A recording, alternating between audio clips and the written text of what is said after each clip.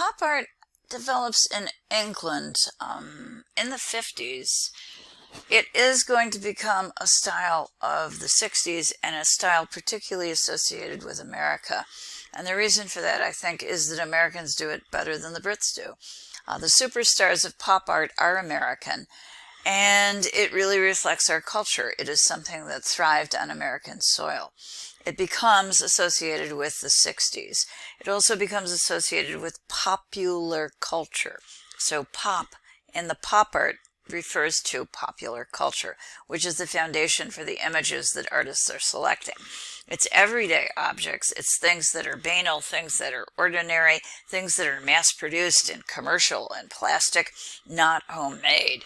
It could be things like Coke cans or soup cans or dollar bills or Elvis Presley or hamburgers or hot dogs. It would be things that are in no way exalted or particularly meaningful, but the images are easy to read and very familiar. There's also a wit, there's a humor that's a part of pop, and I think it's important to note that because in many ways pop art, which did become acceptable, has given permission to the world of art to introduce humor as a serious component of quote-unquote high art. Pop art was also created in opposition to abstract expressionism, in reaction to it, but in particular to the personal and emotional content of abstract expressionism and the idea of a cult of an artistic genius, the artist as someone who suffers, who is a heroic figure or a mythic figure. The pop artist is coming along and saying basically, get a grip. That isn't real, and it's not the way in which we should be looking at the world of art. So to combat that, the pop artist is creating very slick, commercially produced images, often without the touch of the hand of the artist. So how can we be sure of that? Well, Roy Lichtenstein is one of the artists that helps to make that very, very clear. He is one of the great pop artists. He originates his material in comic books, and I think you recognize that those are mass-produced. They run off the assembly line. They are images we don't often count as works of high art, but he takes the style of comic books and the techniques of comic books, including the use of Ben-Day dots, a series of little dots, to produce color on the surface of his images, and he will visibly insert that in the works that he creates. He is going to take his images and blow them up much larger than scale than a comic book ever would. Be somewhere, the images on the screen right now are probably coming in somewhere close to 4 feet in height. His squared images 3'8" by 3'8", generally somewhere in that region, but much smaller than the original. They're also a playful look at our world. In terms of his style, he gives us comic book background. We have heavy outlines, flat areas of color, very clear forms, and figures that seem to burst out of the canvas.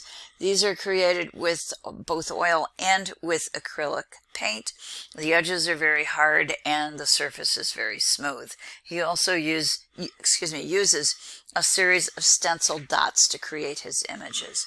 Okay, the two things that we're looking at right now are absolute proof that Lichtenstein is suggesting that we reject abstract expressionism, and in fact he's even mocking it out.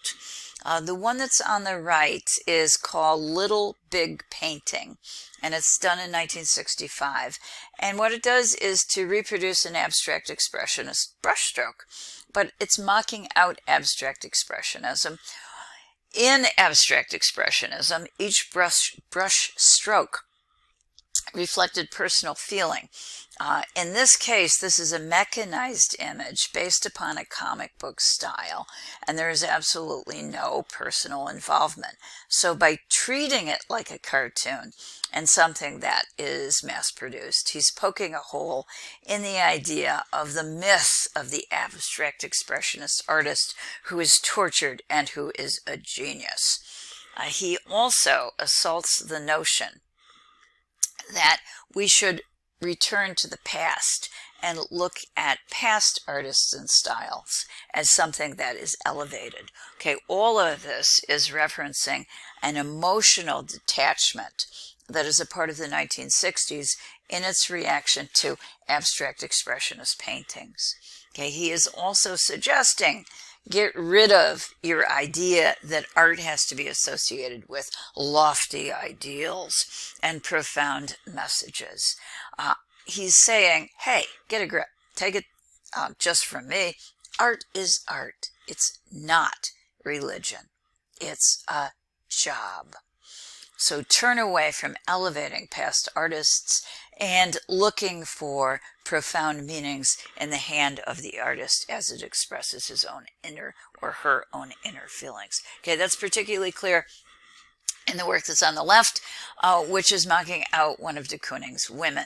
So he's depersonalizing abstract expressionism, and he's attacking the myth of the tormented artist who is pouring out his or her feelings onto the canvas.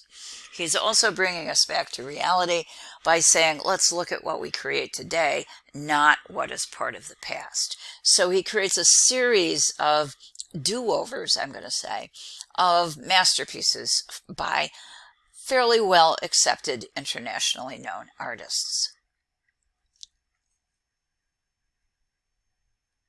Okay. This is a series, that's a hint here. This is a series of 4 images. It does depict Rouen Cathedral. I think you all know that the artist being here duplicated by Roy Lichtenstein is actually Monet. And again, by mechanizing the Monet paintings, he is forcing us to turn away from ideas of elevated masters from the past and looking at something very modern, detaching these images from feelings and mythically elevated ideas about what art is or what art is supposed to be. Okay. More, the same thing. The one that's on the left, I think you all know Picasso is considered a kind of 20th century superstar. Well, this is a Lichtenstein of Picasso. It has been mechanized. It has been turned into something based on a cartoon style with the visible Ben-Day dots that create the color areas. Upper right is after Matisse, the great colorist of the 20th century. That's Matisse's dance in the background of the composition. Below is a German expressionist that, again, Roy Lichtenstein is taking to task in terms of the way in which we assign great merit to artists from the past and to these great styles. Okay. The one that is on the left is the piece that we have in our textbook. It's 3623 in our book. I'm sorry, it is 3126 in our book, 3126 in our textbook, and it is an image again that's based on a cartoon with text included. The one next to it is, well, its title is Blam. Both of these are based on comic books. I do, when I think of comic books, I think of heroes, superheroes. And that would relate to the warfare image that we're looking at on the right, with very strong outlines, sharp images, and outlined explosive letters, everything bursting out of the canvas, coming out of the edges of it. These are close-ups. These are, if you want to think in photographic terms, these are kind of cropped images of the original. There were also, however, romance comic books and or cartoons, and that's what the one on the left refers to, with the text that that's the way it should have begun, but it's hopeless, as the woman is actually shedding tears over her lover. I like this one because you can get a closer look at it in my slides. It is also a piece that came up for sale in 2012 through Sotheby's. It sold for $44.8 million. So somebody likes Mr. Lichtenstein. It is Sleeping Girl, And I like it also because I've got a scale shot for you. You can get a sense of the size of these. They're not huge, but they're certainly blow-ups based upon comic book originals, which are quite small. It has been colorized with Ben-Day dots, and I have a pretty good image of that as well. The image also that I have, I like because it shows the way Lichtenstein works. He is basing it on an original cartoon page. Go down lower left, and that is the comic that he began with. It had a text, he cropped the text, he cropped the image, and he blew it up as if it's kind of exploding out of the canvas itself. Let me quote Lichtenstein for a minute, because some of you must be thinking, well, big deal, the guy's just copying. This is exactly what he has to say about that. Quote, "I am nominally copying, but I am really restating the copied thing in other terms. In doing that, the original acquires a totally different texture. It isn't thick or thin brushstrokes, it's dots and flat colors and unyielding lines." So he's basically justifying what he's doing by saying, I'm not really just copying something. I'm actually recreating from the original and restating it in my own terms. In some ways, he foreshadows the appropriation that will be a part of the postmodern era. And he certainly makes a statement about pop art that we can easily understand. Okay. Andy Warhol, of course, is the king of pop. This is figure 3127A in our textbook, and it does depict an endless series of Marilyn Monroes. They have been created in a two-part painting, or a diptych, which is usually reserved for religious subjects, at least traditionally.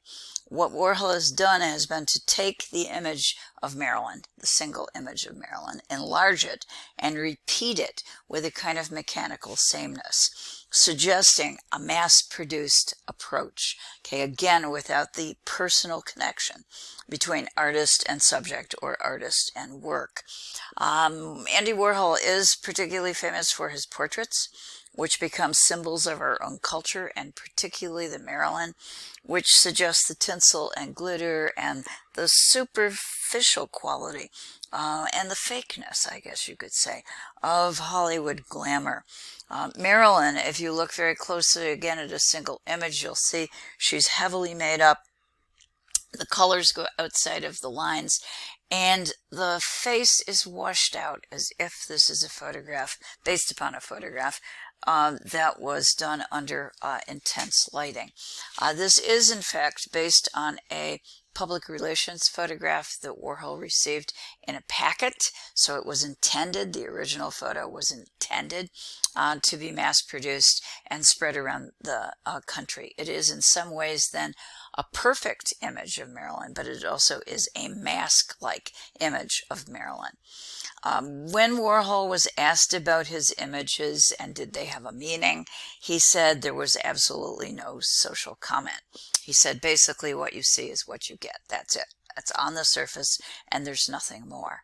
But at the same time, we do know that Andy Warhol had something of an obsession with fame and its transience, the shortness, the brevity that comes with fame, and also perhaps with life. He is a figure then who has actually revealed to the public very little about the true, if there is true meaning, the true meaning of his works, and we actually also know very little about Andy Warhol as a person.